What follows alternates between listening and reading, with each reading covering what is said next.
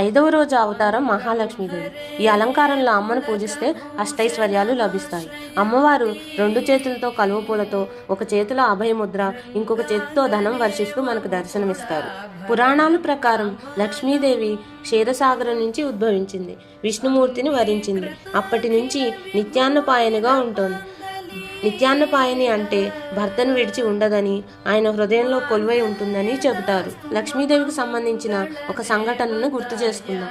శంకరాచార్యుల వారు ఒకానొక సమయంలో భిక్షాటంలో ఉండగా ఒక పేద స్త్రీ ఒక ఉసిరికాయ మాత్రమే ఉందని అదే భిక్షగా వేస్తుంది.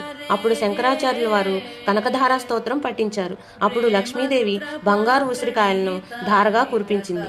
లక్ష్మీదేవి మనకు ఆది, ధన, ధాన్య, ధైర్య, గజ, సంతాన, విద్యాలక్ష్ములుగా దర్శనమిస్తారు. ఈ అష్టలక్ష్ములను పూజించడం ద్వారా శ్రేయస్సు, సంతానం, సంపద మరియు సమృద్ధి లభిస్తుంది.